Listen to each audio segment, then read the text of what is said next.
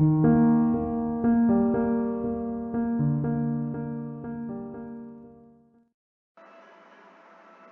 Everyone, welcome to my channel. पिछली videos में हमने डिस्कस किया था कि कंपैरेटिव स्टेटमेंट्स क्या होती है, comparative financial statements I mean. और आज हम वीडियो में डिस्कस करेंगे कॉमन साइज स्टेटमेंट्स क्या होती हैं। तो ये दोनों क्या है, टूल्स है फाइनेंशियल स्टेटमेंट एनालिसिस के। तो आज शुरू करते हैं।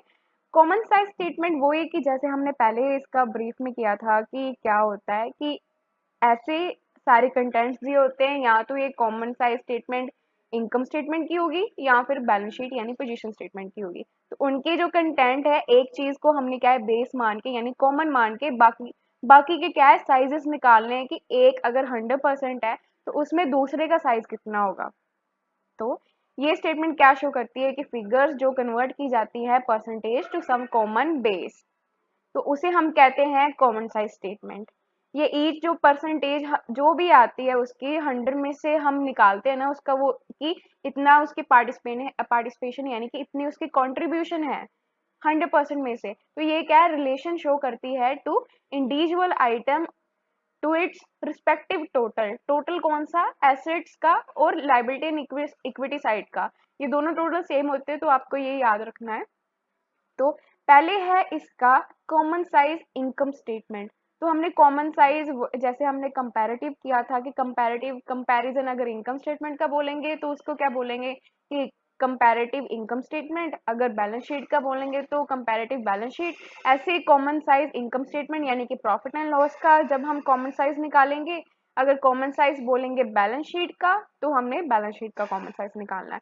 तो ये आपको याद रखना है कि हम 100% वाली फिगर किसको लेते हैं। अगर इनकम स्टेटमेंट है तो इसमें सेल्स जो होगी फिगर, हम उसको क्या है 100 का परसेंटेज कंसिडर करते हैं, यानी उसे हम बेस कंसिडर करेंगे कि ये सारा क्या है, बाकी आइटम्स इसमें से ली जाएंगी कि उनका कंट्रीब्यूशन 100% यानी कि सेल्स रेवेन्यू फ्रॉम ऑपरेशन में से माना जाएगा। बाकी सारी जो फिगर्स होती है वो परसेंटेज ऑफ सेल्स में निकाली जाती है। तो इसे हम कहते हैं कॉमन साइज इनकम स्टेटमेंट। तो उसका फॉर्मेट ये है, सबसे पहले वही परफॉर्मा इसका प्रॉफिट एंड लॉस स्टेटमेंट वाला यानी इनकम स्टेटमेंट वाला कि रेवेन्यू फ्रॉम ऑपरेशंस है यानी नेट सेल्स। नेट सेल्स आपको पता है कि कैसे आती है, सेल्स माइनस कोई भी सेल्स रिटर्न्स है तो हमारे पास नेट वैल्यू आ जाएगी उसकी, नेट सेल्स। नेक्स्ट है अदर इनकम, देन हमारे पास इन दोनों को समेशन करके टोटल रेवेन्यू आ जाएगी। एक्सपेंसेस हैं सारे, उनके डिफरेंट डिफरेंट हेड्स हैं, उनको प्लस करके we will get total expenses. Next total revenue minus total expenses, we will get profit before tax. After deducting tax rate यानी income tax, we will get profit after tax. तो ये हमें एक year का data भी दिया हो सकता है कि इसमें 2 ईयर डाटा की वैसे जरूरत नहीं होती, बट कि वो कह देते हैं कि चलो एक ईयर का थोड़ा इजी हो जाता है, तो सिंपल हो जाता है, तो इसलिए वो कहते हैं कि अगर 3-4 मार्क्स का सम आता है तो वो क्या है 2 ईयर्स का भी डाल देते हैं।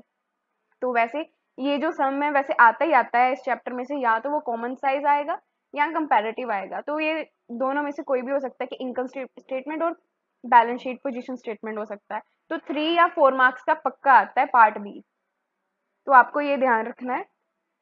तो इसके दो एब्सोल्यूट अमाउंट्स यानी कि जो बैलेंस शीट जैसे यानी कि प्रॉफिट एंड लॉस में जैसे एग्जैक्ट फिगर्स होती हैं प्रीवियस ईयर की करंट ईयर की वैसे दी होंगी, तो हमने क्या निकालना है, ये जो लास्ट वाला कॉलम बचते हैं दो, प्रीवियस ईयर की परसेंटेज एंड करंट ईयर की परसेंटेज। तो हम ये कैसे निकालेंगे कि पहले रेवेन्यू फ्रॉम ऑपरेशन हमने पीछे पढ़ा था कि सेल्स को हम 100 कंसिडर करेंगे और बाकी को हम उसके जो फिगर्स के साथ डिवाइड करते जाएंगे। तो उनकी जो भी डाटा आ जाएगा in relation to the main base यानी 100% के अकॉर्डिंगली आ जाएगा कि वो इतना पार्ट है। जैसे 100 में से अदर इनकम हो सकता है 25% आ रही है, तो इन रिलेशन टू 100% आ रही है। I hope you are getting my point. तो जैसे हम इमेजिनरी फिगर्स ले लेते हैं कि रेवेन्यू फ्रॉम ऑपरेशंस अगर 10 लाख है, तो 10 लाख को 10 लाख से हम डिवाइड करेंगे इनटू 100, तो क्या परसेंटेज आएगी 100%। तो ये तो हमें वैसे भी पता है कि ये फिगर हमने 100 अज्यूम करनी है। नेक्स्ट अगर इनकम उसकी 5 लाख है, अदर इनकम उसकी 5 लाख है, तो हम उसकी परसेंटेज कैसे निकालेंगे 5 lakh divided by base value जिसको हम कंसिडर करें that is revenue from operations net sales, 5 lakh divided by 10 lakh into 100, तो ये क्या आ जाएगा 50%। तो ऐसे ही हमने कैलकुलेट करती जानी है, करते जाना है। तो अगर ये प्रीवियस ईयर का डाटा है तो हम इसे प्रीवियस ईयर के परसेंटेज के कॉलम में लिखेंगे, अगर करंट ईयर का है तो we will write this in current year's column. So moving on, common size balance sheet क्या होती है? ऐसे ही जैसे हमने एक 100 एज्यूम की थी फिगर, ऐसे ही हम बैलेंस शीट में, कॉमन साइज बैलेंस शीट में किसको कॉमन लेंगे? जो टोटल ऑफ एसेट्स और लाइबिलिटीज का, क्योंकि दोनों टोटल सेम होते हैं। तो हम इसको क्या है, एक चीज को 100 कंसिडर करेंगे और बाकी फिगर्स को 100 में से कुछ जो परसेंटेज है एक्सप्रेस करेंगे। तो इसका फॉर्मेट है, इसका बैलेंस शीट का तो वही परफॉर्मा आना है कि इक्विटी एंड लाइबिलिटीज वाला कॉलम आएगा, देन उसका टोटल आएगा, then we will have our assets of our enterprise, non current assets following the next current assets, then its total. तो ये दोनों टोटल जो इक्वल होंगे, तो यहाँ पे लिखा भी हुआ है कि इनका क्या आएगा 100, क्योंकि यही हमें बेस कंसिडर कर रहे हैं, यही हम क्या है 100 कंसिडर कर रहे हैं main value.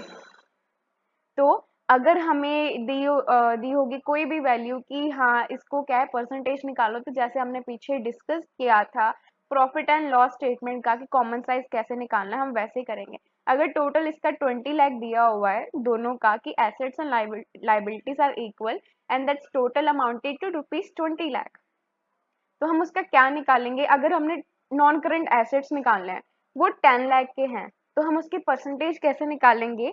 10 lakh divided bye 20 lakh into 100, तो उसकी जो भी परसेंटेज आएगी हम उसमें क्या है लिख देंगे।